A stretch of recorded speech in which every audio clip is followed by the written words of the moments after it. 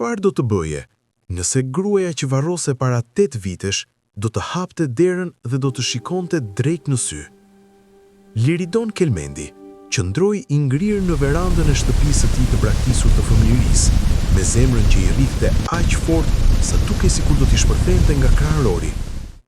Ai e kishte varrosur Elvana Shkodrën. Ai kishte parë arkivolin të zhdukej nën tokë. Ai e kishte vajtuar, por ajo nuk ishte e vdekur. Dhe pranë saj qëndronte një djalë i vogël me sytë e tij të gjelbër, Drinor Shkodra.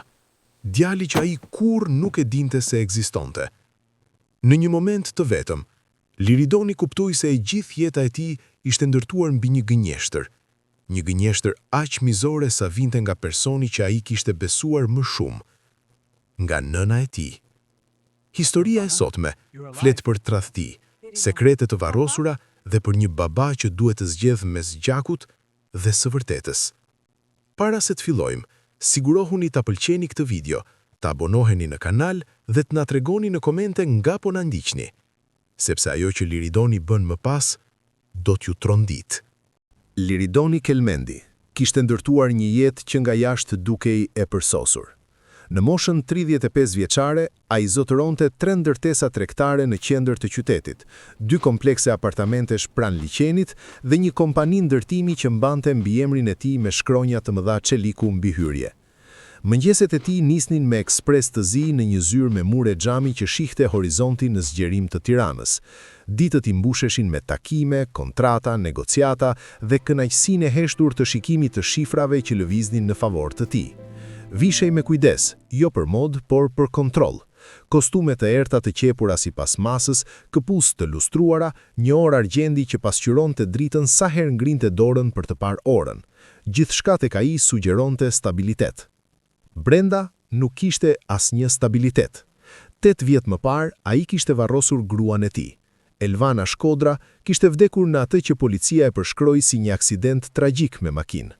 Një automjet i gjetur i djegur pranë një ure jashtë qytetit, dokumente identifikimi të rikuperuara në vendngjarje, një arkivol i mbyllur, një funeral i mbushur me të afërm, fëmijë, kolegë që pëshpëritnin për fatin dhe destinimin.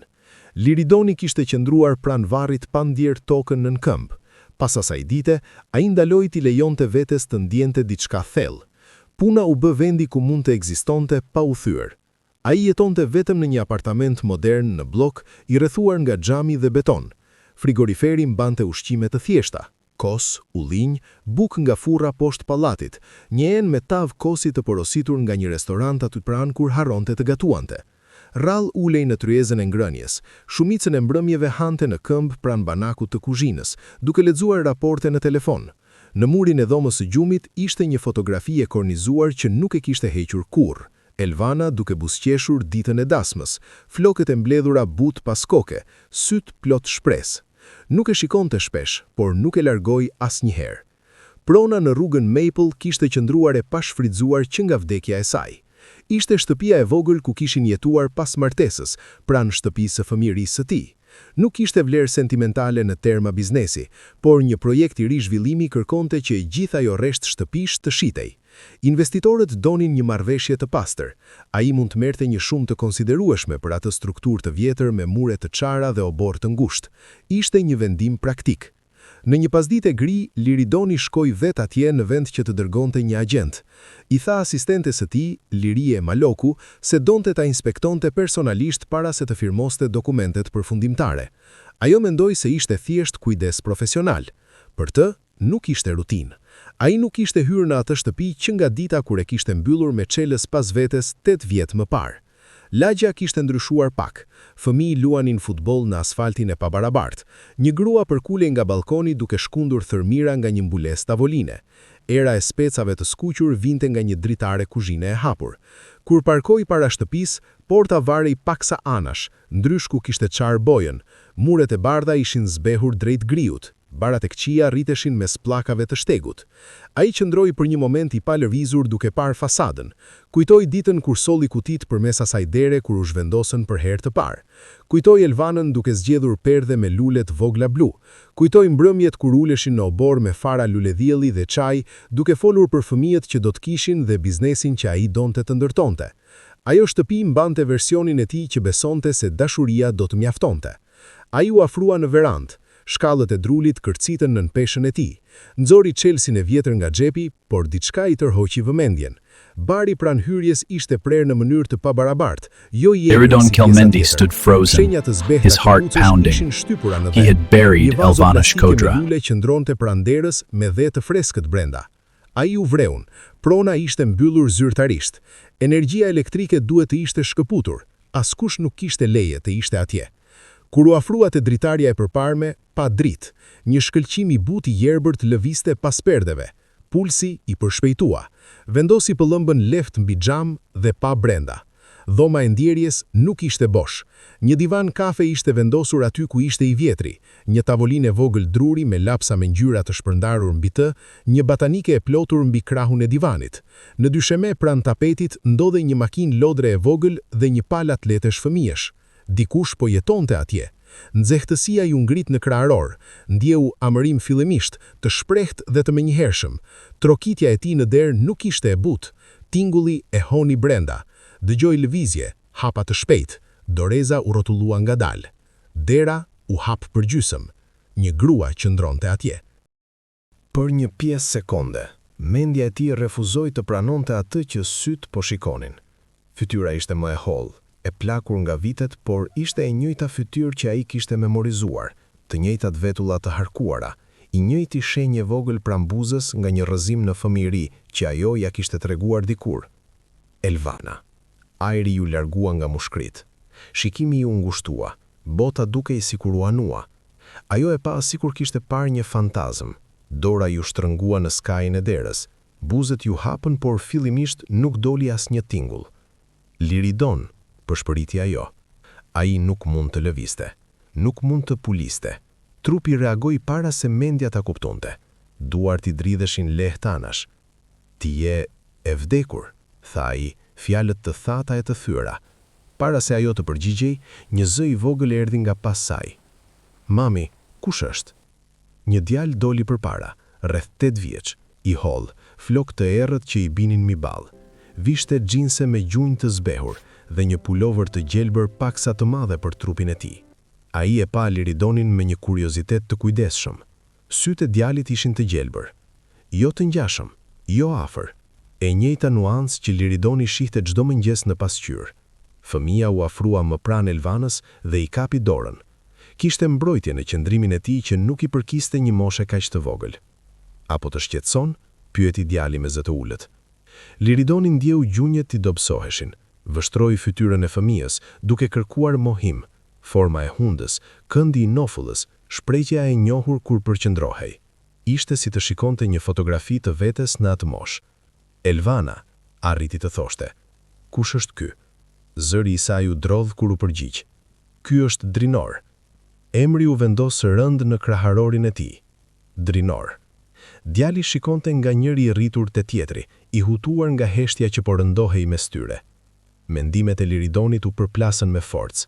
8 vjet, një funeral, hiri, ngushullime, një jetë e rindërtuar mbi pikëllim. Kontrata të firmosura nga një burr që besonte se kishte humbur gjithçka. Ai bëri një hap pas, duke kërkuar ajër, veranda dukej më e vogël. Zëri i fëmijëve që luanin në rrugë tingëllonte i largët, i pareal. Elvana, tha sërish, këtë herë më fort, mosbesimi duke u kthyer në diçka të papërpunuar. Unë të varrosa. Ajo gëlltiti, sytë ju mbushën me lot që nuk i la të binin. E di. Kapja e Drinorit në dorën e saj u shtrëngua. Liridoni pa nga ajo te djali dhe sërish mbrapsht.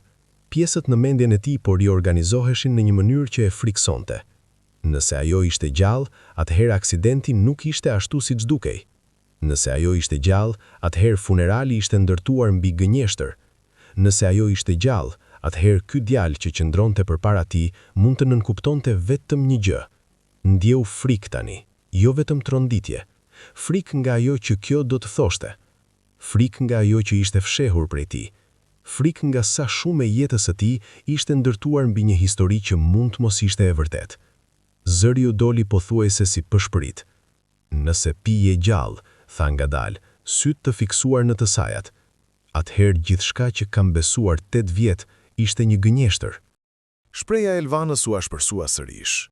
Po, i humbe. Mendon se zgjodha unë këtë? Shpërtheu ai, dhimbja duke u ngritur. Mendon se do të largohesha nga fëmia im. U largove nga unë, ja ktheu ajo.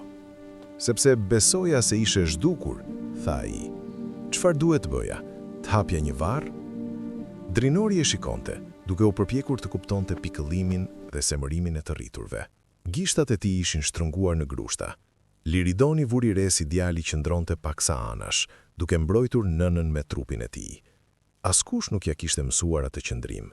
Ishte instinkt. Nuk më pëlqen ai, tha Drinori me zë të ulët. Fjalët e goditën më thellë se çdo akuzë. Liridoni u përkul ngadalë, duke mbajtur distancë. Nuk ke pse të më pëlqesh, tha. As nuk më njeh. Është e vërtet, u përgjigj Drinori. Ndershmëria në atë përgjigje e detyroi Liridonin të përballej me realitetin. Ai ishte i huaj për djalin e tij. Elvana, tha ai duke u ngritur sërish. Pse nuk ma the që ishe gjallë? Pse nuk u ktheve? Sytë e saj u errësuan. Vërtet nuk e di. Të di çfarë?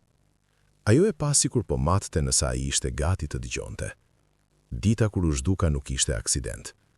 Një të ftohtë i përshkoi shpinën. Atëherë çfarë ishte? Një zgjedhje, tha ajo. Zgjedhja e kujt? Pyeti ai. Ajo mbajti shikimin e tij dhe diçka ndryshoi në ajrin mes tyre. Nuk ishte më vetëm braktisje apo pikëllim, ishte diçka e planifikuar. Mendon se ika sepse doja. Mendon se do të rrisja një fëmijë vetëm nga dëshira. Mendon se do të të shihja duke më vajtuar nga larg po të kisha ndonjë mundësi tjetër. Mendimet e tij nisën të ktheheshin drejt një drejtimi që i kishte shmangur prej vitesh. Kujtoi kush ja kishte dhënë lajmin atë natë, kush kishte qëndruar pranë tij në funeral, kush kishte këmbësilur që arkivolit mos hapej për shkak të dëmtimit nga zjarri. Kraharori u shtrëngua. Drinori pa nga të dy, duke ndjerë ndryshimin. Mami, kush e bëri të besonte se ishe e vdekur? Pyeti, duke përsëritur fjalit e saj pa e kuptuar peshën e tyre.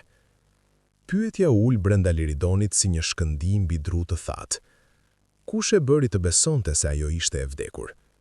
Ai pa Elvanën, duke pritur. Ajo nuk u përgjigje ende, por në heshtjen e saj, ai pa se vërteta nuk ishte rastësi. Dikush e kishte ndërtuar gënjeshtrën me kujdes. Dhe për herë të parë që nga momenti kur kishte shkelur në atë verandë, Liridoni kuptoi se tradhtia më e madhe mund të mos ishte zhdukja e Elvanës. Mund të ishte personi që i kishte thënë se ajo kishte ikur për gjithmonë.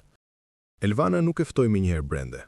Qëndroi pranë pragut të derës, sikur nuk ishte e sigurt nëse lejimi i tij përtej atij kufiri do të hapte sërish diçka që ajo kishte kaluar vite duke u përpjekur ta mbijetonte. Drita e vonë pas ditës dëpërtonte përmes perdeve të holla pas saj, duke zbutur skajet e konsumuara të dhomës së ndenjes. Drinori rynte i qetë në dyvan, sytë ende të ngulur tek Liridoni, duke dëgjuar pa bërë sikur nuk po dëgjonte. Ti vërtet nuk e di, tha më në fund Elvana, zëri i saj më i qetë por i rënduar. Asnjëherë nuk e kuptove çfarë po ndodhte rreth teje. Atëherë ma trego, u përgjigj Liridoni. Ndjehej i zhveshur nga autoriteti, nga siguria. Më tregoj gjithçka. Ajo mori frymë thellë dhe u tërhoq pak anash. Hyr, edhe ai duhet të dëgjojë një pjesë. Nuk do ta gënjej më.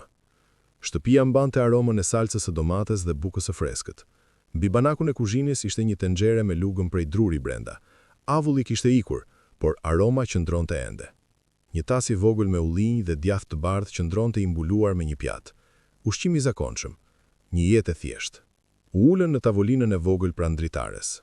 Drinori qëndroi pranë nënës, shpatulla e tij duke prekur krahun e saj. Liridoni ul përballë, duart e shtrënguara fort bashk. Nëna jote nuk më pranoi kurrë, filloi Elvana, duke e parë drejt në sy. As që nga dita e parë. Liridoni kujtoi takimin e tyre të parë. Teuta që ishte qenë e sjellshme, e përmbajtur, e veshur me një kostum i ngjyrë kremi dhe një varse ari në qafë. Kishte folur me kujdes, kishte pyetur për familjen e Elvanës, për arsimimin e saj, për planet e saj. Atëherë ai kishte menduar se pyetjet ishin normale, shenjë shqetësimi. Tani po pyeste veten çfarë kishte humbur. Ajo buzëqeshte para teje, vazhdoi Elvana, por sa po dilni nga dhoma, fytyra i ndryshonte. Më shikonte sikur kisha hyrë në një vend që nuk më përkiste. Ai dëgjoi pa e ndërprer. Më pyeti se çfarë pune bënte baba im, Kur I thash se kishte punuar në ndërtim, ajo tha: "Ah, burr punëtor, kjo shpjegon duart e tua." Më preku gishtat sikur po kontrollonte për papastërti. Zëri Elvanës nuk u drodh. Ja kishte treguar vetes këtë histori shumë herë në vetmi. Nuk harronte kurrë të më kujtonte se ti meritonte më mirë. Liridoni ngjeu turpin të ngjitet në qafë. Në fillim ishin gjëra të vogla, tha ajo. Komente për mënyrën si vishesha, për mënyrën si shtroja tryezën. Ajo vinte në shtëpi pa lajmëruar, hapte dollapët dhe I riorganizonte të gjitha. Më thoshte se po e shpërdoroja potencialin tënd, se një burr si ti duhet të martohej me dikë nga një familje e fortë, me arsimim jashtë vendit. Drinori u vren të lehtë. Pse do ta thoshte këtë? Pyeti. Sepse besonte se statusi kishte më shumë rëndësi se mirësia, u përgjigj Elvana. Nofulla e Liridonit u shtrëngua. Kujtoi debatet mes prindërve të tij për pamjen, për reputacion. Teuta vlerësonte atë që mendonin të tjerët, vlerësonte mbiemrin e familjes. Ajo më telefononte çdo ditë kur ti ishe në punë. Ndonjëherë 2 herë, nëse nuk përgjigjesha, telefononte sërish derisa ta hapja. Më pyete çfarë kisha gatuar për ty. Nëse thosha fasule, thoshte, "Kështu e ushqen djalin tim." Nëse thosha pul, thoshte se e kisha djegur. Gjithmonë kishte diçka gabim. Ai kujtoi mbrëmjet kur Elvana dukej e shpërqendruar. Kishte menduar se thjesht po mësonte me martesën. Më tha se një ditë do të më kaloje, se do të zgjoheshe dhe do të kuptonte çfarë gabimi kishe bërë. Unë nuk e ndjeva kështu, tha Liridoni me zë të urët. E di, por ajo mbolli dyshim, ngadalë. Drinori vështronte nënën me kujdes. Kurrë nuk e kishte dëgjuar këtë version të historisë. Liridoni vari re sa më mbrojtës duke I edhe duke dëgjuar. Kur u martuam, ajo humbi kontrollin mbi ty. Ti ndalove si kërkuar këshilla për çdo vendim. Fillove të kalonte më shumë kohë në shtëpi. Nise të fliste për hapjen e kompanisë tënde në vend që të bashkoheshe me biznesin e Xhagit. Ajo më fajsoi mua. Liridoni e kujtoi qartë atë ndryshim. Donte pavarësi, nuk e kishte kuptuar koston. Një pasdite erdhi kur ti ishe në punë. Solli kafe në termos dhe ëmbëlsira nga furra pranë shtëpisë saj. U ul në tavolinën e vogël pranë dritares. Drinori qëndroi pranë nënës, shpatulla e tij duke prekur krahun e saj. Liridoni u ul përballë, duart e shtrënguara fort bashk. Atëherë dhe tani më në fund, më tha Lubimaj. Më tha se donte të më ndihmonte, se e kuptonte se martesa mund të ishte e vështirë për dikë si ti. Buzët e saj u përkulën me hidhërim. Pastaj vendosi një zarf mbi tavolinë. Drinori e pa. Çfarë kishte brenda? Para, tha ajo. Më shumë se kisha parë një herë në një herësh. Liridoni u ul përpara. Sa? 50.000 euro, u përgjigj ajo. Numri u vendos rënd mes tyre. Më tha se nëse do të largoheja në heshtje, pa të thënë asnjë gjë, parat ishin të mijat, se mund të filloja nga e para dikund tjetër. Premtoi se do ta shpjegonte gjithçka në një mënyrë që nuk do të dëmtonte reputacionin tënd. Duhet të më kishe thënë, përshpëriti Liridoni. Më tha se nuk do të më besoje kurrë, u përgjigj Elvana. Se do të mendoja që po krijoja dram, që isha e pasigurt, dhe pata frikë se mund të kishte të drejtë. Gishtat e Drinorit u shtrënguan fort pas mëngës së saj. Refuzova parat, vazhdoi ajo. I thash se të doja. I thash se po ndërtonim diçka bashk. Më pas sikur sa po e kisha turpëruar. Zemërimin e Liridon u ngrit, por drejtuar edhe ndaj vetes. 2 muaj më vonë mësova se isha shtatzën, tha Elvana. Heshtja mbushi dhomën. Kisha të përziera në mëngjes. Më merrej mendja shpesh. Bleva një test në një farmaci larg këtu sepse nuk doja të më njihte askush. Kur doli pozitiv, u ula në dyshemen e banjës dhe qava nga gëzimi. Liridoni mbylli syt për një çast, duke e imagjinuar veten me atë lajm. Kisha planifikuar të ta tregoja atë mbrëmje, tha ajo. Doja të gatuaja diçka të veçantë. Bleva spinaq dhe djath të freskët nga tregu. Madje telefonova kasapin tënd të preferuar për mish të mirë. Ai e kujtoi turbullt atë ditë. Kishte ardhur vonë në shtëpi. Kishte tension. Ajo erdhi para teje, vazhdoi ajo. Duhet ta ketë marrë vesh disi. Nuk e di si. Ndoshta dikush nga lagja I tha. Ndoshta po më vëzhgonte. Çfarë tha? Pyeti Liridoni. Nuk më uroj, u përgjigj ajo. Ma akuzoi. Vetullat e Drinorit u bashkuan. Më tha se po përpiqesha të mbaja të lidhur, se një fëmijë do të lidhte me mediokritetin, se nuk do të arrije kur potencialin tënd me një grua si unë dhe me një fëmijë të lindur në mendësi të vogël. Duart e Liridonit dridheshin mbi tavolinë. Më tha se nëse të doja, do të largohesha. Se nëse vërtet doja të ardhmen tënde, do ta hiqja veten prej saj. Dhe kur refuzove, pyetja ime zë të ulët. Zëri i saj u ashpërsua. Ajo ndaloi së pretenduari se ishte e sjellshme. Drinori duke i shqetësuar tani. Më tha se nëse nuk zhdukesha, do të bënte që ti të më shihje si të paqëndrueshme. Se do të fliste me mjek, me avokat. Se do të thoshte se nuk isha e aftë të isha nën. Se do të sigurohej që të humbisja gjithçka. Liridoni ndjeu të ftohtë, të kërcënoi. Ajo e bëri të dukej e thjeshtë, u përgjigj Elvana. Sikur po përshkruante motin. Tha se aksidentet ndodhin, se reputacionet mund të shkatrohen brenda një jave. Fytyra e Drinorit zbehi. Dëshironte të lëndonte? Ajo donte kontroll, tha Elvana me zë të butë. Dhoma u ndje më e vogël. Ai ishte momenti, tha ajo. Shikimi i saj i largët.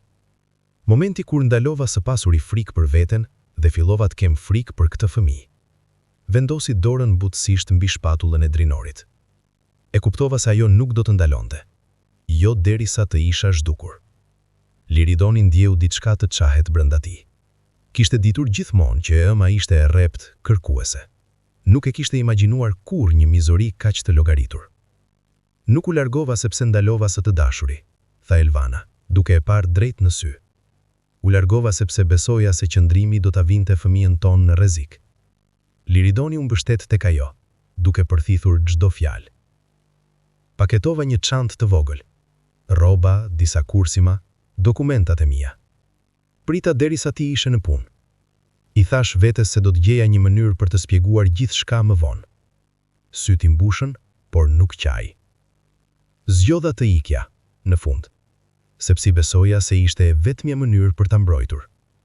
Liridoni qëndroi në heshtje, duke ndjer peshën e vendimit të saj.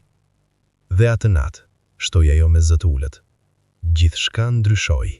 Atë natë, qielli ishte i rënduar nga re të dendura, nga ato që varen ulët mbi qytet dhe gëlltisin dritat. Elvana e kujtonte erën e shiut para se të niste, të trash dhe metalike në ajër. Kishte futur disa rroba në një valixhe të vogël, të palosura me kujdes sepse duart i dridheshin, dhe kishte nevojë për diçka që ta qetësonte. Mori dokumentet, pak parat që kishte kursyer në një kavanoz në dollapin e kuzhinës dhe një fotografi të saj me Liridonin nga muaji i mjaltit në himar. Qëndroi për një çast në dhomën e gjumit, duke dëgjuar heshtjen e shtëpisë. Frigoriferi gumzhinte, televizori një fqinj i dëgjohej lehtë përmes murit, gjithçka dukej e zakonshme. Kur nisi shiu, erdhi papritur, duke goditur çatin aq fort sa të mbyste mendimet. Ajo veshi një xhaketë të lehtë dhe doli jashtë. Nuk e mbylli menjëherë derën me çelës. Qëndroi në verandë dhe pa rrugën, duke i thënë vetes se do të kthehej për të dhënë shpjegime, se kjo ishte vetëm e përkohshme. Pastaj e mbylli dhe nisi të eci. Uji ja përmbyti këpucët brenda pak minutash. Rrotat e valixhes tërhiqeshin në mënyrë të pabarabartë mbi asfalt. Makinat kalonin pranë, dritat e tyre duke prerë shiun si vija të mprehta. Ajo mbajti kokën ulur, duke shmangur fytyrat e njohura. Zemra i rrihte fort në çdo hap. Nuk e dinte saktësisht ku po shkonte. Dinte vetëm se duhej të largohej nga ajo shtëpi para se Teuta të kthehej. Arriti në rrugën kryesore pranë stacionit autobuseve dhe u ndal në një shtyllë drite të zbehtë. Flokët i gjiteshin në fytyrë, rrobat i rëndonin nga uji. Mendoi të blinte një bilet për në një qytet tjetër, kudo që do ta largonte nga kërcënimet që i jehonin në vesh. Vendosi valixhen drejt dhe zgjati dorën për dorezën, kur një automjet i zi ndaloi pranë saj. Motori mbeti ndezur, xhami u ul ngadalë. Teuta rrinte në sedilen e pasme, krejt e thatë, me shprehjen e zakonshme të përmbajtur. Dy burra rrinin përpara, nuk e pan drejt për drejt Elvanën. Të thash se do të ishte më e lehtë nëse do të bashkëpunoje, tha Teuta përmes dritares e hapur. Zëri i saj ishte i qetë, sikur po diskutonte një takim. Hyr. Elvana bëri një hap pas. Nuk dua probleme, po largohem. Nuk po largohesh derisa ta them unë, u përgjigj Teuta. Bëri një shenjë të lehtë me kokë drejt burrave. Njëri prej tyre doli, ishte trup madh me një xhaketë të errët. U afrua pa agresivitet, por pa hezitim. Të lutem, tha, por nuk ishte kërkesë. Dora e tij u mbyll fort rreth krahut të saj, mjaftueshëm për ta bërë rezistencën të kotë. Ajo u përpoq të tërhiqej. Më lër, tha, por zëri ju humb në shi. Burri tjetër mori valigjen, I pari e drejtoi drejt makinës. Mendja e saj kërkonte zgjidhje, por nuk kishte. Ishte e lagur, e lodhur, vetëm. Dera u hap dhe ajo u shty brenda. U nisën në heshtje, xhamat ishin mjegulluar, dritat e qytetit u zhdukën pas tyre teksa lëviznin drejt zonës industriale në periferi. Elvana pa rrugët e njohura të zhdukeshin, të zvendësuara nga magazina dhe toka të zbrazta. Atëherë kuptoi se kjo nuk ishte thjesht friksim, ishte përgatitje. Automjeti ndaloi para një strukture madhe metalike me derë të ndryshkura. Njëri prej burrave hapi një hyrje anësore. Brenda, ajri mbante erë vaj dhe betoni të lagur. Një llampë vetme vare nga tavani, hedhur një dritë të verdhë të dobët. Teuta doli nga makina me kujdes, duke shmangur pellgjet. Takët e saj trokitën mbi dyshemen e magazinës. U përball me Elvanën zemër ngësht, që gjë e bënte situatën edhe më të rëndë. Më detyrove, tha Teuta, të dhash mundësinë të largohesh në heshtje. Po largohesha, u përgjigj Elvana. Ti po e ki të kupton, largohesh nuk mjafton, duhet të zhdukesh. Fjala ra rënd në ajër. Teuta bëri një shenjë të lehtë me kokë drejt makinës të vogël, të vjetër, të parkuar në fund të magazinës. Ishte e gërvishtur me bojë të vebur dhe xhama të çara. Ajo makinë do të gjendet sonte, tha Teuta, me dokumentet e tua brenda. Elvana e pa e tronditur, je e çmendur. Teuta nuk reagoi. Do ta çosh te ura e vjetër pranë autostradës, do ta parkosh dhe do të largohesh. Njerëzit e mi do të kujdesen për pjesën tjetër. Autoritetet do të konkludojnë se ishte aksident. Dhe nëse refuzoj, pyeti Elvana. Teuta u afrua. Për herë të parë në sytë e saj ishte diçka e mprehtë. Frymëmarrja e saj u bllokua. Nuk bëj kërcënime got, vazhdoi Teuta. Nëse do të zonjin tim, do ta bësh këtë. Nëse t'intereson ai fëmijë që mban në bark, do të ndiqesh udhëzimet.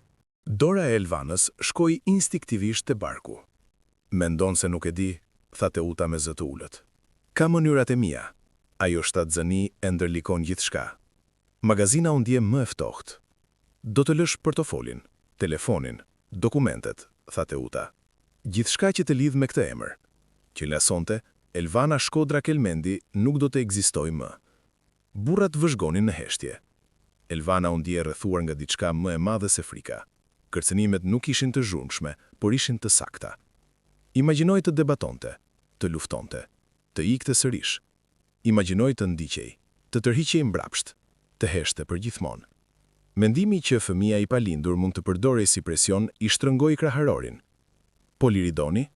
Pyeti ajo. Ai do të vajtoj, u përgjigj Teuta me qetësi. Do të rrimë këmbët, do të bëhet ai që është I destinuar të jetë. Siguria në zërin e saj nuk linte vend për dyshim. Elvanas ju dhan çelsat e makinës së vjetër. Valixha u vendos në bagazh. Ajo ul në sedilen e shoferit, duart duke ju dridhur mbi timon.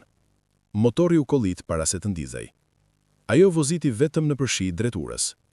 Rruga ishte pothuajse bosh. Dritat e rrugës pasqyroheshin në asfaltin e lagur. Mendimet ju shkrin në një lutje të vetme që kjo të mos ishte e vërtet. Kur arriti te ura, parkoi pikërisht aty ku I ishte thënë. Qëndroi për një moment duke parë panelin e makinës. Pastaj nxori portofolin nga çanta dhe e vendosi në sedilen e pasagjerit. Telefonin e lambi të. Kartën e identitetit e vendosi sipër. Doli në shi. Pak minuta më vonë, u afruan drita makinash. Të njëjtit burra zbriten nga një automjet tjetër. Njëri mbante një bidon. Ajo pa nga larg teksa benzina u derdh mbi sipërfaqen e makinës. Lëngu rrithte mbi metal si lot të errët. Një shkrepse u ndez. Flakët u ngritën shpejt, portokalli kundër natës. Nxehtësia e shtyu mbrapa. Zëri I metalit që digjej u përzije me shtuhin. Emri I saj, dokumentet, e kaluara e saj ishin brenda atij zjarri. Makina e Teutës u shfaq për një çast pranë skajit të urës. Xhami u ul edhe një herë. Një zarf u hodh mbi tokën e lagur pranë këmbëve të Elvanës. 5000, tha Teuta. Quaje bujari. Mbaje mend këtë. Nëse kthehesh, nëse e kontakton, nëse përpiqesh të zhbësh atë që është bërë, nuk do të ketë paralajmërim të dytë. Makina u largua. Elvana qëndroi vetëm ndërsa automjeti digjej. Sirenat do të vinin më vonë. Dëshmitarët do të përshkruanin atë që pan. Historia do të ishte e thjeshtë. Një makinë, një zjarr, një fund tragjik. Deri në mëngjes, autoritetet do të identifikojnë mbetjet vetëm me dokumentet. Nuk do të kishte nevojë të hapej arkovilli. Deri javën tjetër, ajo do të shpallej ligjërisht e vdekur. Elvana e pa Liridonin përballë saj në tavolinë tani, vite më vonë. Zëri i saj i qëndrueshëm pavarësisht kujtimit. I pash zlakët derisa mbetën vetëm sym, dhe ajo ishte nata kur pushova se të ekzistoja. Heshtja mbushi dhomën. Duart e Liridonit ishin të ftohta. Çdo detaj përputhej me raportet që kishte marrë, me afatkohën që kishte pranuar pa e vënë në dyshim. Arkovilli i mbyllur. Këmbgullja për të mos parë trupin. Efikasiteti i organizimeve. Nuk kishte nevojë për shpjegim tjetër. E mëma e saj nuk kishte manipuluar vetëm ngjarjet. I kishte projektuar ato.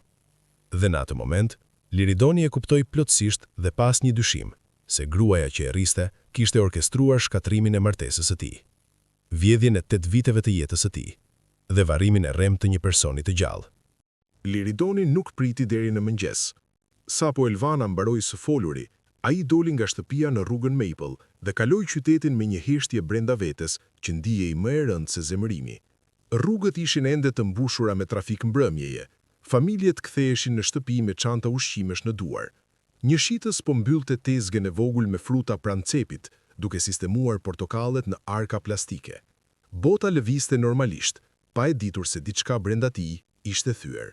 Teuta Kelmendi jetonte në një vilë të madhe në një anë të qetë të qytetit, pas portave të larta prej hekurit të lyer me jeshile të errët. Kopshti ishte gjithmonë i rregulluar në mënyrë të përkryer. Shkurret ishin të prera në vija të drejta. Trëndafila të bardhë qelnin përgjath shtegut që çonte drejt hyrjes.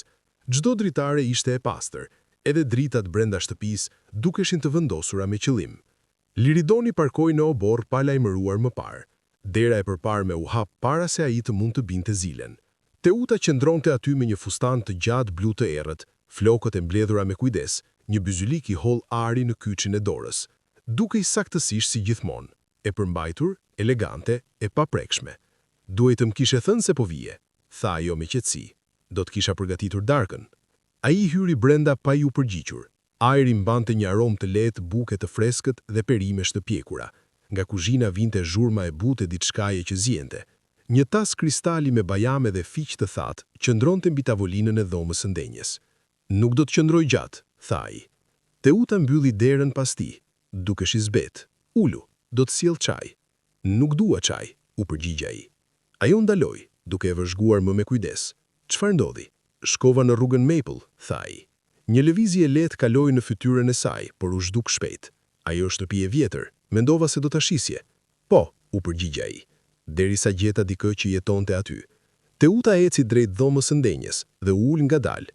Ajo lagje tërheq probleme, duhet kishe dërguar dikë tjetër. Ishte Elvana, tha ai. Emri qëndroi pezull në ajër. Gishtat e Teutës u shtrënguan lehtë mbi krahun e divanit, pothuajse e padukshme. Nuk duhesh të bësh shaka, tha ajo me qetësi. Nuk po bëj shaka. Heshtja mbushi hapësirën mes tyre. Tiktaku i orës në mur u bë i zhurmshëm. Ajo është gjallë, vazhdoi Liridoni, dhe ka një djalë 8 vjeçar. Teuta e pa drejt. Je i lodhur. Dhimbja bën gjëra të çuditshme me mendjen. Fola me të. E pash. Ke parë dikë që i ngjan, u përgjigj Teuta me qetësi. Ka shumë fytyra në këtë vend. Po djali, pyeti ai. Edhe ai më ngjan? Teuta nuk u përgjigj me njëherë. Zgjoti dorën drejt tasit me bajame dhe mori një me kujdes. E vendosi mes dhëmbëve dhe e përtyu ngadalë, sikur po fitonte kohë. E varose gruan tënde, tha më në fund. Të gjithë e varosëm. Ti këmbgule që arkivoli të metet i mbyllur. Ishte djegur, u përgjigj Teuta. Doje të detyroje të shihje diçka të tmerrshme. Ai u afrua më pranë. A e dine se ishte shtatzëna? Shikimi i saj u mpre. Shtatzëna. Po, tha ai. Ajo mbante fëmijën tim natën kur u zhduk. Teuta u ngrit përjerës, sa e përshtatshme. Një grua shfaqet pas 8 vitesh me një djalë dhe pretendon se është i yti. Ajo nuk u shfaq, tha Liridoni me dhëmbë të shtrënguar. Ajo mbijetoi. Qetësia e saj filloi të qahet. Mbijetoi nga çfarë? Ai mbajti shikimin e saj, nga zjarri që ti organizove. Për herë të parë maska e saj ra plotësisht. Dhoma ndjeu më e ftohtë. Po më akuzon për diçka shumë serioze, tha ajo me zër të ulët. Dua të vërtetën. Ti do ngushëllim, e korrigjoi ajo. Ti do të besosh se dhimbja jote kishte një fajtor. Ai ndjeu pulsin në fyt. Ajo më tregoi për magazinën, për burat, për makinën. Teuta u kthye drejt dhomës së ndenjes dhe eci drejt dritares së madhe që shikonte nga kopshti. Jashtë, spërkatësit e ujitjes klikonin ritmikisht mbi barin e njom. Ajo nuk kishte kurrë mirë për ty, tha ajo pa e parë. Ndryshimi në ton ishte i lehtë, por i qartë. Nuk të pyeta për këtë, u përgjigja ai. Ishte në nivelin tënd, vazhdoi Teuta. Një kamariere në drejtim, pa lidhje, po hidhje poshtë gjithçka që unë dhe babai yt ndërtuam. Atëherë shkatrove martesën time? Kërkoi ai me zë të ngritur.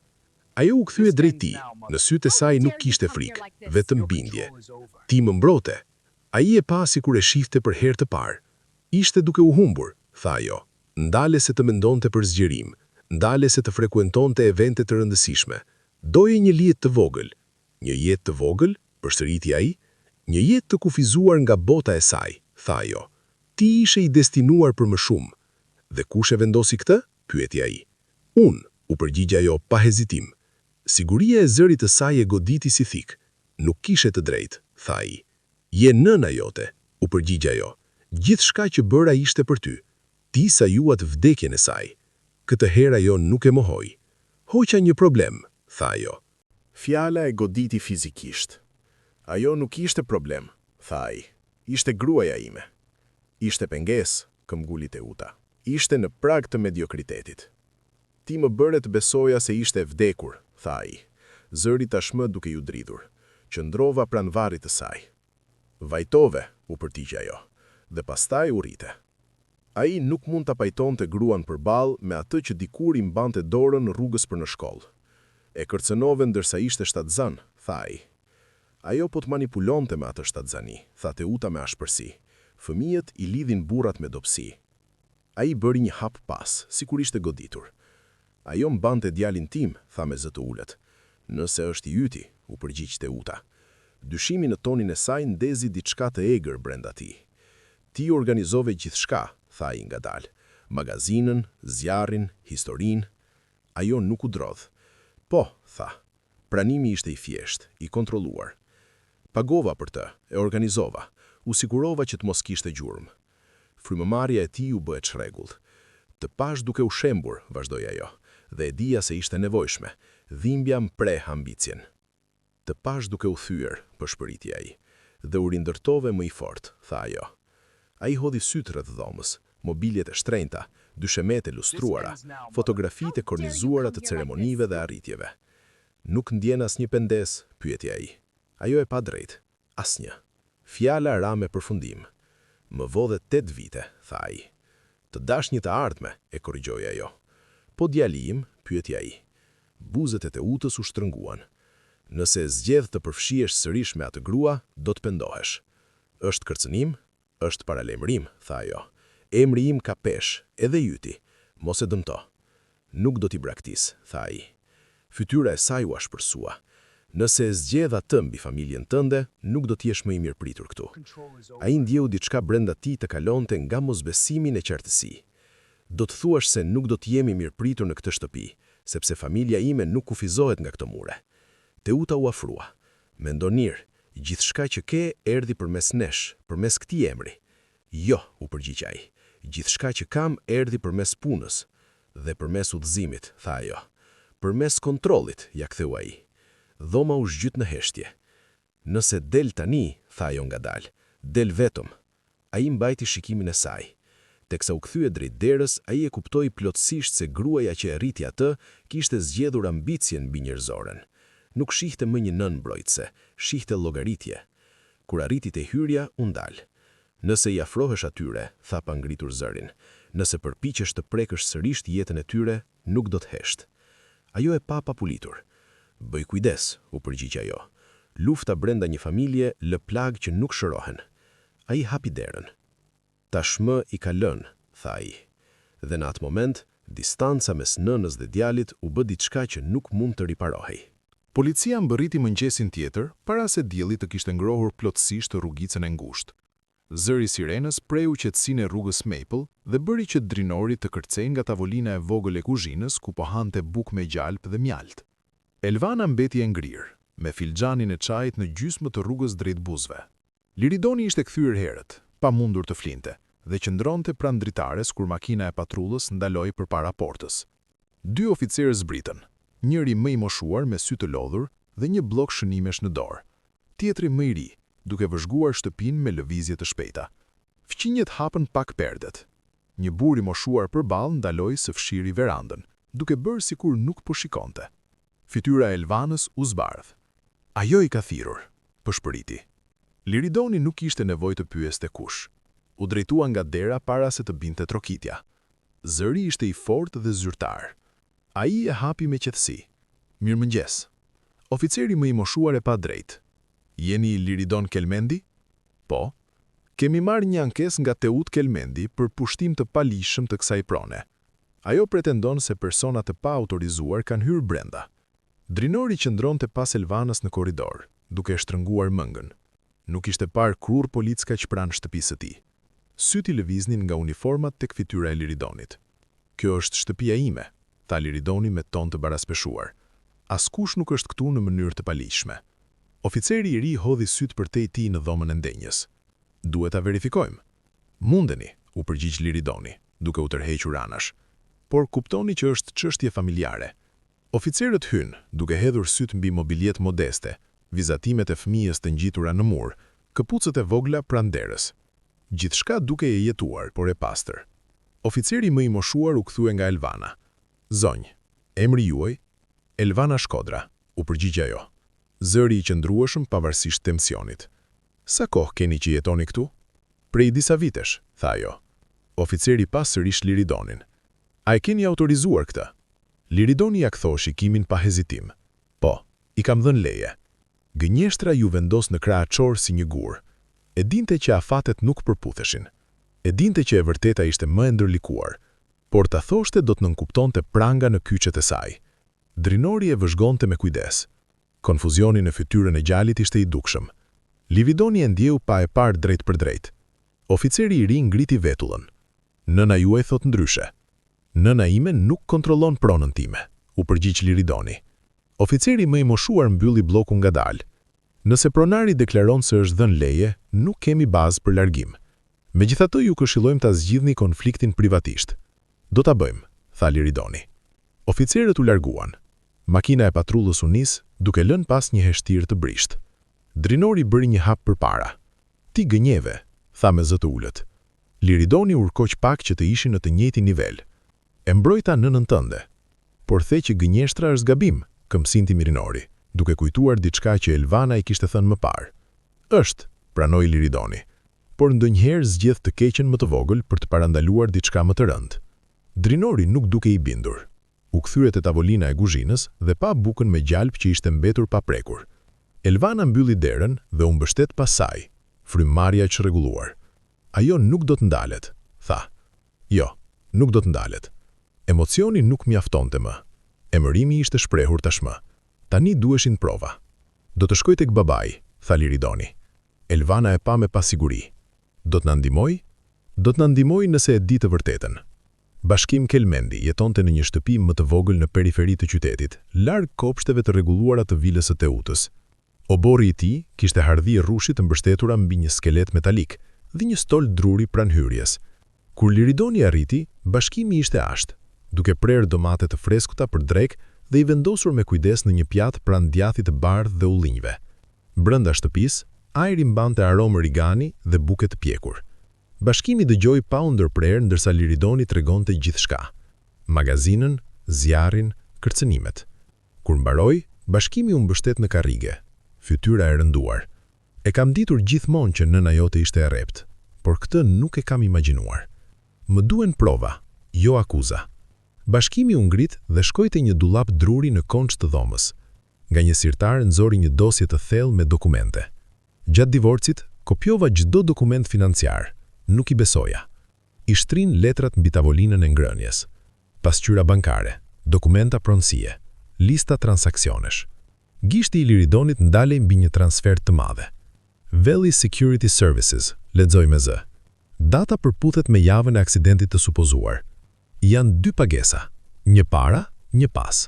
Vazhduan të kontrollonin. U shfaq një blerje prone, një magazinë e vjetër në skaj të qytetit, e blerë në emër të Teutës dhe e shitur disa muaj më vonë. Ky është vendi, tha Liridoni. Bashkimi nxori laptopin e vjetër dhe kërkoi në emailët e arkivuara gjatë procesit të divorcit. Pas disa minutash, e gjeti. një email nga një burr me emrin Gëzim Vokshi.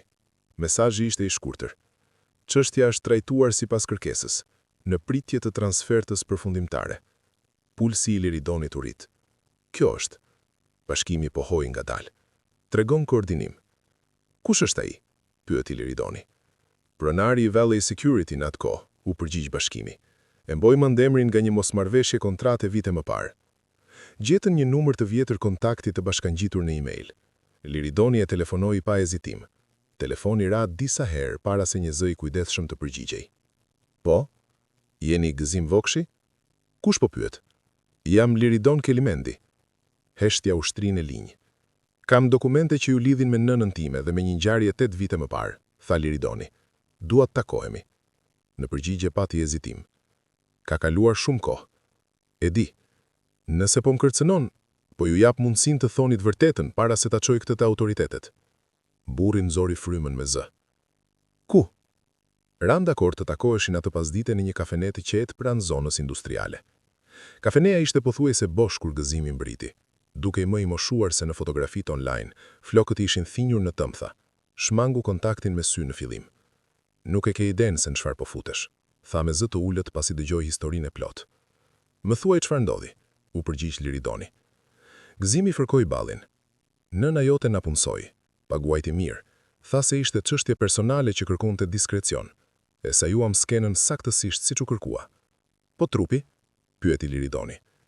Nuk kishte trup. Dokumentat mjaftuan. Do të dëshmosh? Gëzimi hezitoi. Nëse refuzoj, do të vazhdoj pa ty, u përgjigj Liridoni, por emri yt është tashmë i lidhur me transaksionet. Gëzimi pa poshtë drejt kafes së tij. Nuk mendova kurrë se do të kthehesh kështu. Është kthyer, tha Liridoni. Pas një pauze të gjatë, Gëzimi pohoi ngadalë. Do të flas, do të konfirmoj çfarë është bërë. Në atë moment, pesha ndryshoi. Nuk ishte më një akuzë private, ishte çështje ligjore me dokumenta, akte pronësie dhe një dëshmitar të gatshëm të fliste. Atë mbrëmje Liridoni u kthye në rrugën Maple dhe vendosi dosjen me dokumenta mbi tavolinën e vogël të kuzhinës, ku Elvana dikur i shërbente supë në netët e dimrit. Kemi prova, tha ai. Elvana pa letrat, provat e planifikimit dhe pagesave. Duart i dridheshin. Çfarë do të bësh? Pyeti Elvana. Do ta përballemi. Jo me zemërim, me fakte. Dhe për herë të parë që nga momenti kur kishte shkelur në atë verandë, balanca e pushtetit kishte filluar të më vishte. Portat e viles së Teut Kelmendit u hapën ngadalë. Shufrat prej hekuri u rrëshqitën anash me një zhurmë mekanike që jehoi në oborin me mermer. Shtëpia qëndronte mbi një truall të ngritur mbi qytet, e rrethuar me shkurre të prera me kujdes dhe statuja guri që gjithmonë kishin lënë për shtypjet e mysafirët. Fasada e bardhë pasqyronte diellin e pasdites, e përsosur dhe imponuese, sikur asgjë brenda atyre mureve të mos ishte plasaritur ndonjëherë. Liridoni parkoi në qendër të oborrit. Bashkimi zbriti i pari, duke mbajtur dosjen prej lëkure nën krah. Gëzim Vokshi doli pas tij, duke rregulluar xhaketën me nervozizëm. Elvana qëndronte pranë Liridonit, duart e saj të qëndrueshme, por të ftohta.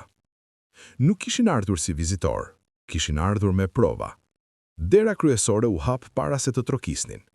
Teuta qëndronte në hyrje, e veshur me një bluzë mëndafshi ngjyrë kremi dhe pantallona të errta të qepura me kujdes. Flokët i kishte të stiluar saktësisht si gjithmonë dhe qëndrimi i saj mbetej i drejtë. Nuk telefonove, i tha ajo Liridonit. Nuk ishte e nevojshme, u përgjigja ai. Sytë e saj lëvizën mbi grupin. U ndalën për një çast te Elvana dhe më pas te Gëzimi. Njohja kaloi shpejt në fytyrën e saj, por u shtyp me njëherë. Ke sjell të huaj në shtëpinë time, tha ajo me qetësi. Nuk janë të huaj, u përgjigj Bashkimi para se të fliste Liridoni. Janë dëshmitar. Teuta u tërhoq me njan, pa thënë asgjë tjetër. Brenda shtëpia mbante një aromë të lehtë druri të lustruar dhe kafeje të fortë. Dhoma e madhe e ndenjës mbetej e pandryshuar. Divane të bardha prej lëkure, tavolina qelqi, fotografi të kornizuara nga darka formale dhe evente biznesi. Gjithçka sugjeronte rregull dhe dinjitet. U ulën pa ftesë. Liridoni mbeti në këmbë. Nuk do të zgjasim, tha ai. Teuta palosi duart në preherin e saj. Atëherë fol. Bashkimi vendosi dosjen mbi tavolinën prej qelqi dhe e hapi me kujdes. Pasqyret bankare u vendosën të parat, të rreshtuara me saktësi para saj. 50.000 euro, tha ai, transferuar të Valley Security Services 3 ditë pasi Elvana u shpall e vdekur. Teuta hodhi një vështrim të shpejt mbi letrën. Kam punësuar shërbime sigurie shumë herë, kjo nuk provon asgjë. Bashkimi vendosi një dokument tjetër pranë tij.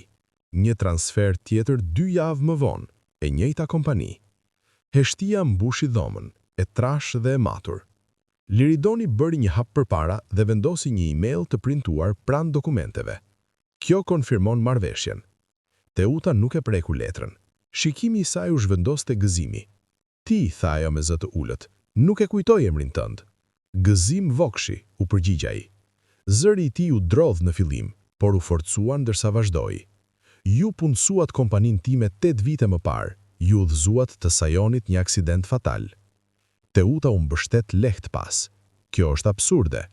Na dhat fotografinë, vazhdoi gëzimi. Përcaktuat vendin e urës, na udhëzuat të siguronim se të gjitha dokumentet e identifikimit të mbeteshin në automjet. Elvana ndjeu frymën të ngushtohej. Bashkimi vendosi dorën lehtë mbi shpatullën e saj, duke e mbajtur të qëndrueshme. U paguat, i tha Teuta gëzimit, zëri i saj më i mprehtë. Ishte, e korrigjoi ai, por ajo që u bë ishte e paligjshme. Teuta u kthye nga Liridoni. Beson këtë burr më shumë se nënën tënde, u përgjigj Liridoni. Besoj dokumentet dhe besoj gruan që u përpoqe ta fshihje. Nofulla e Teutës u shtrëngua. Për herë të parë qetësia e saj lëkund. Nuk e kupton çfarë bëra, veprova për të të mbrojtur. Nga çfarë? Pyeti Liridoni. Nga mediokriteti, nga një ardhme nën potencialin tënd. Sytë e Elvanës u mbushën me lot, por ajo nuk ndërhyri. U martue me një kameriere, vazhdoi Teuta. Ishe gati të hiqe dorë nga gjithçka për një jetë të vogël. Refuzova të shihja të humbje. E doja, tha Liridoni me qetësi. Dashuria nuk ndërton perandori, u përgjigj Teuta. Ndërton familje, tha Bashkimi me vendosmëri. Teuta e shikoi me përdbuzje të kontrolluar. Ti ke qenë gjithmonë i dobët Bashkim, nuk e par kur përmbej ndjenjat. Dhe ti nuk e par kur përmbej statusit, ja ktheu ai. Ajri në dhomë ndryshoi. Teuta u ngrit dhe eci drejt dritares që shikonte nga kopshti i rregulluar. Pagova për një zgjidhje, tha më në fund. Po. Organizova zhdukjen e saj, sa isa aksidentin, u sigurova që autoritetet ta besonin historinë. Fjalët ranë qartë, pa hezitim. Elvana mbylli sytë për një çast, duke përthithur konfirmimin që kishte pritur vite për ta dëgjuar me zot të lartë. Bëra atë që ishte e nevojshme, shtoi Teuta, dhe nuk pendohem. Liridoni e pa drejt, më vodhe 8 vite. Të dhash 8 vite suksesi, u përgjigj ajo. Do të ndroja çdo kontratë që kam firmosur për një ditë të vetme të fëmirisë së djalit tim, tha ai. Teuta u kthye me shpejtësi. Ai fëmijë nuk ishte menduar të ekzistonte. Elvana bëri një hap përpara.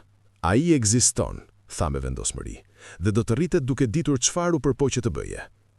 Qetësia e Teutës u plasarit lehtë. Duart i dridheshin, megjithse u përpoq t'i fshihte duke i bashkuar pas shpine. Keni ardhur këtu për të më akuzuar, tha ajo. Do të më denonconi. Bashkimi vendosi një dokument të fundit mbi tavolinë.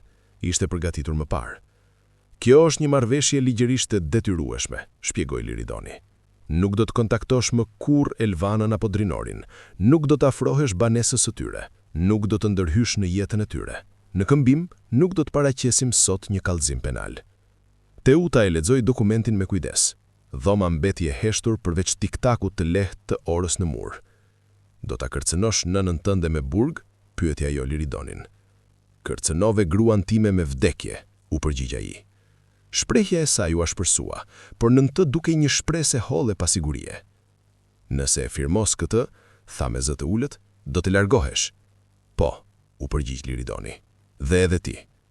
Teuta u kthye te tavolina, mori një stilolaps pa ju ofruar. Për një çast ndaloi, duke parë Liridonin. Mendon se je më i fortë se unë tani, tha. Mendoj se e vërteta është më e fortë se kontrolli, u përgjigj ai. Ajo firmosi. Zëri i stilolapsit mbi letër ishte i butë, por përfundimtar. Bashkimi e mori menjëherë dokumentin dhe e futi në dosje. Ndryshimi në dhomë ishte i dukshëm. Autoriteti që Teuta kishte mbajtur për dekada u tret qetësisht nën bojë. Ajo mbeti në këmbë, por nuk dukej më imponuese. Shtëpia përreth asaj dukej më e madhe se më parë. Tavanet e larta e honin lehtë. "Ke zgjedhur atë," i tha ajo Liridonit. "Kam zgjedhur familjen time," u përgjigj ai. Nuk kishte më asgjë për të debatuar. Gëzimi u largua i pari, i lehtësuar dhe i heshtur. Bashkimi e ndoqi drejt derës.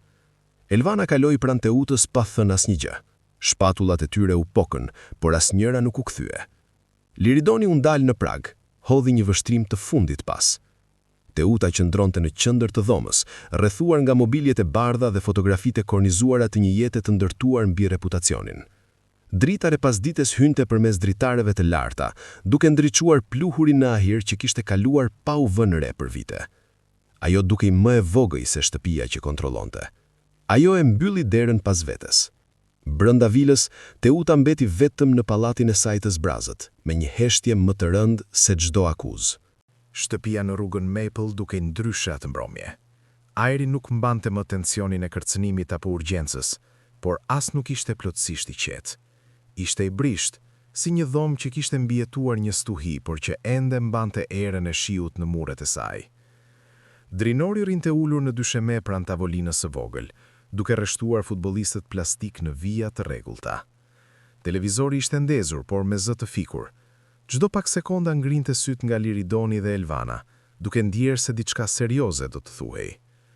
Elvana qëndroi në kuzhinë pak më gjatë nga sa ishte e nevojshme, duke bërë sikur po shpërlante pjata që tashmë ishin të pastra.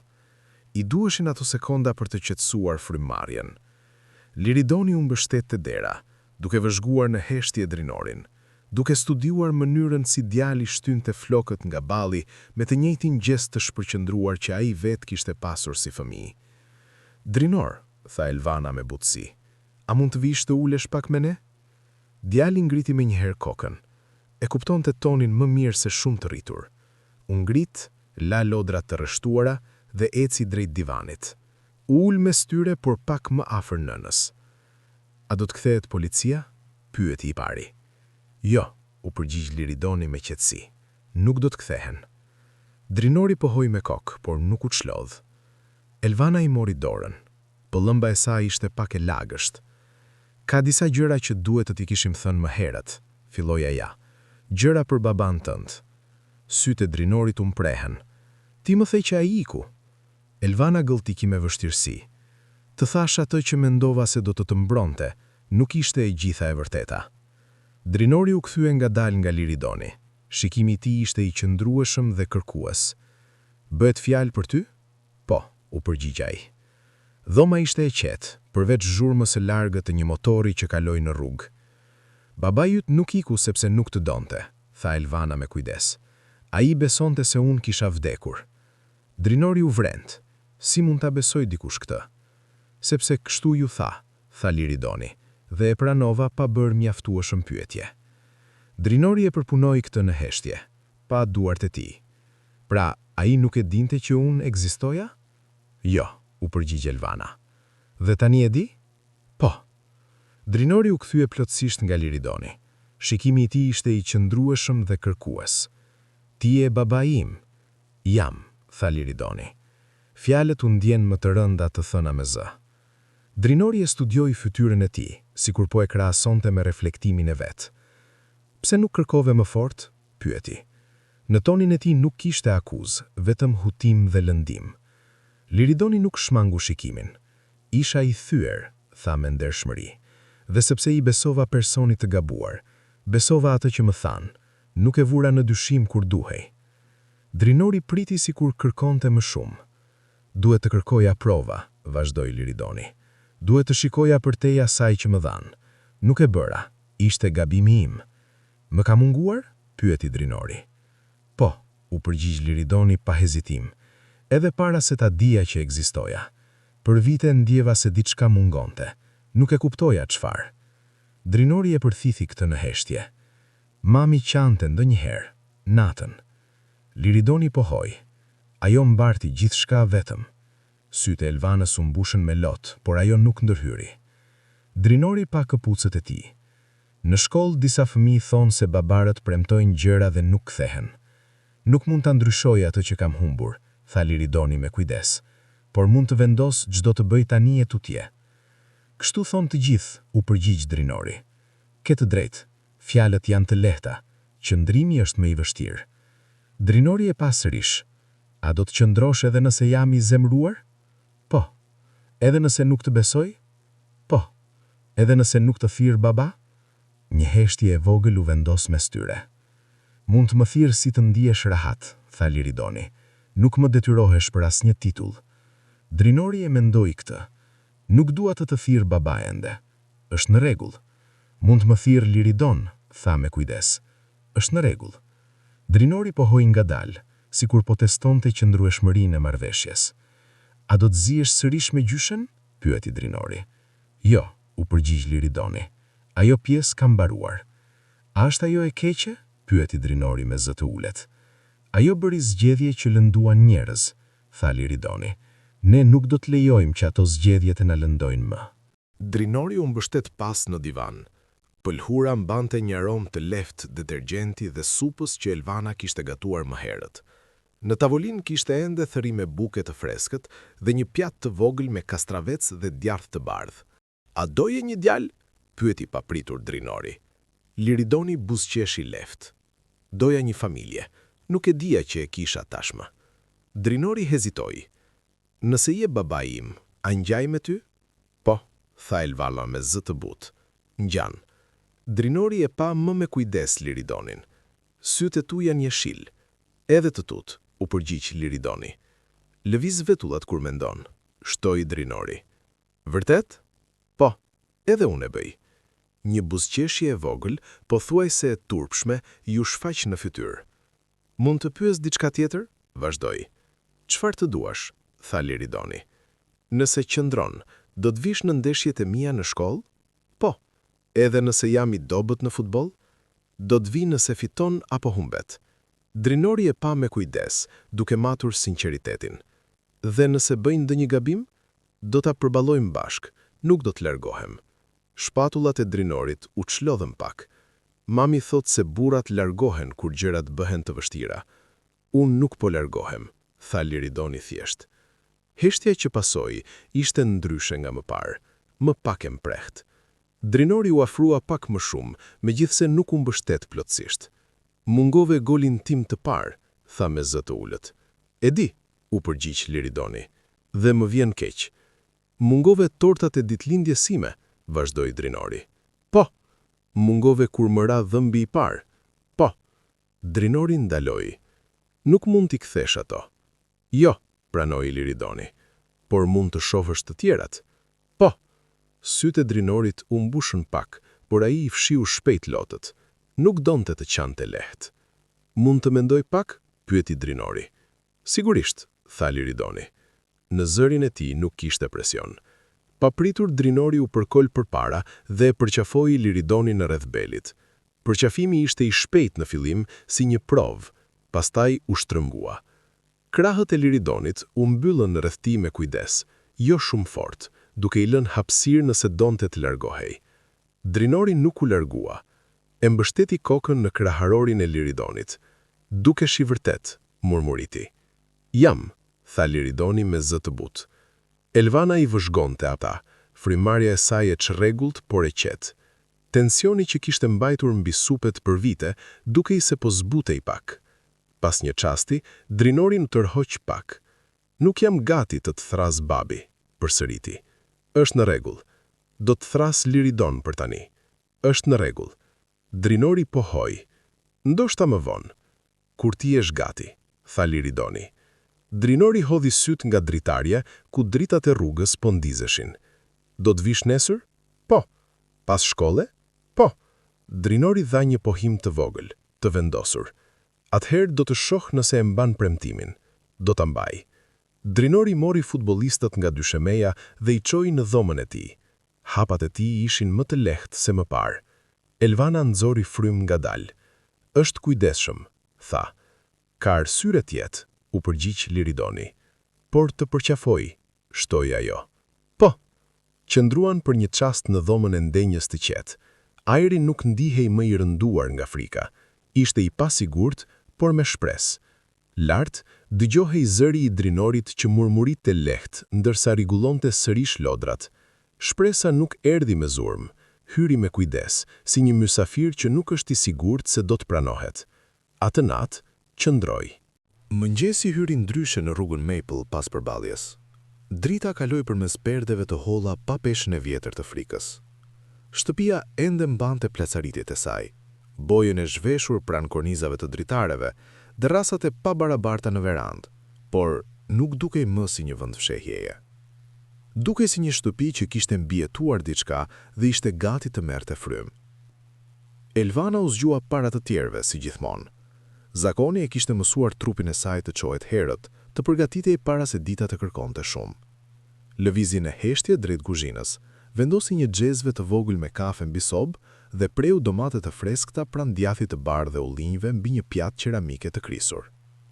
Ngrohu bukën e djeshme në furrë derisa korja u zbut dhe brendësia mori sërish aromë. Nuk dëgjonte më për makina që ngadalsonin jashtë portës, nuk priste më një trokitje nga policia apo një mesazh nga Teuta. Heshtja ishte e qetë, jo kërcënuese. Liridoni hyri në kuzhinë disa minuta më vonë, i veshur me një bluzë të vjetër gri në vend të një xhakete të qepur me porosi. Derdhi kafe në 2 filxhan të thjeshtë pa folur dhe ul përballë saj në tavolinën e vogël prej druri. Nuk kishte tension në shpatullat e tij, duke i lodhur, por i qetë. Nuk kep se të punosh sonte në dyqan, tha me zë të ulët. Elvana ja ktheu shikimin. E di. Fola dje me kontabilistin tim, kam rregulluar një transfert mujore në llogarinë tënde. Nuk është bamirësi, është përgjegjësi. Ajo nuk reagoi në mënyrë mbrojtëse. Nuk dua të varem nga ti. Nuk do të varesh, u përgjigja ai. Do të ndërtojmë diçka bashk, mund të vazhdosh të punosh nëse do, por jo sepse ke frikë. Elvana pohoi ngadalë, e kuptoi ndryshimin. Drinori u shfaq në derë me flokut e pakrehura dhe këmishën e shkollus gjysmë të futur në pantallona. Pa të dy, duke kontrolluar nëse qetësia vazhdonte. A do të shkoj me Entri në park më vonë? Pyeti Liridonin. Po, u përgjigja ai. Drinori e vështroi për një sekondë më gjatë, pastaj e pranoi me një pohim të vogël dhe ul të hante. Atë pasdite, Liridoni qëndronte pranë fushës së basketbollit në parkun e lagjes, duke mbajtur një top portokalli të konsumuar. Rrethi ishte pak i përkulun, rrjeta e holl nga vitet e përdorimit. Fëmijë luanin aty pranë, të qeshurat e tyre ngriheshin mbi zhurmën e largët të trafikut. Drinori driblonte me pasiguri, duke humbur më shpesh se sa shënonte. U mërzit shpejt. Ata janë më të mirë se unë, murmuriti. Praktika ndërton besim, jo vetëm talenti. Ai i tregoi me durim si të balanconte peshën, si të synonte pa u nxituar. Nuk e korrigjoi me ashpërsi, i lejoi gabimet. Drinori humbi sërish, pastaj në fund shënoi. Fytyra ju ndriçua. E pe? Pyeti. Po, u përgjigja ai. Qëndruan derisa dielli filloi të ulej pas ndërtesave. Kur u kthye në shtëpi, Drinori mbante vetë topin, refuzuan ndihmën. Fundjavën tjetër, Liridoni shqyrtoi gardhin që rrethon jobgjarin e vogël. Druri ishte i coptuar në disa vende, i anosur në mënyrë të pabarabartë, ishte dëmtuar vite më parë dhe nuk ishte riparuar siç duhet. Mund ta riparojmë, tha ai. Drinori zori velcat nga depoja e vogël, ndërsa Elvana mbante dërrasat e lira. Aroma e drurit të freskët mbushi ajrin ndërsa Liridoni zëvendësonte pjesët e tryera.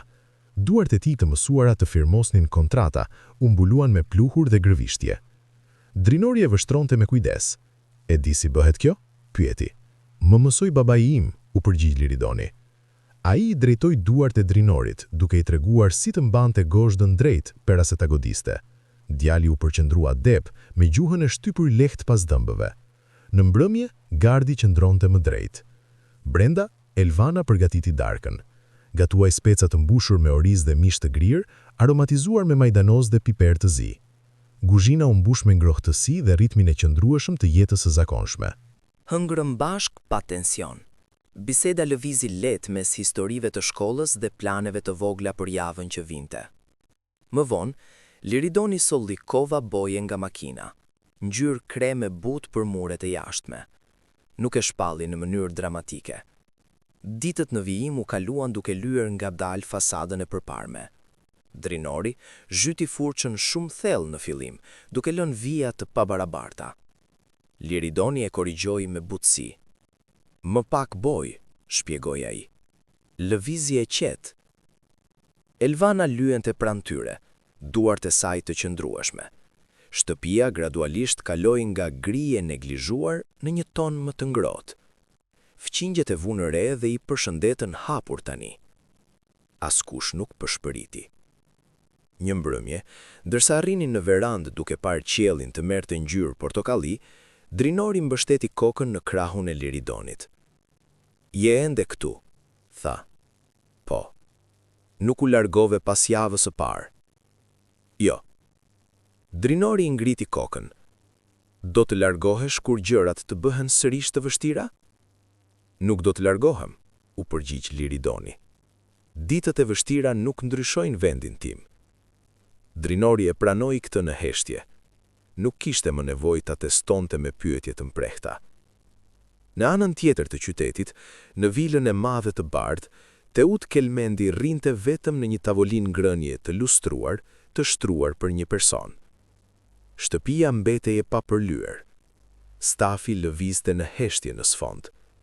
Heshtja brenda atyre mureve ndihej më e rëndë se më parë.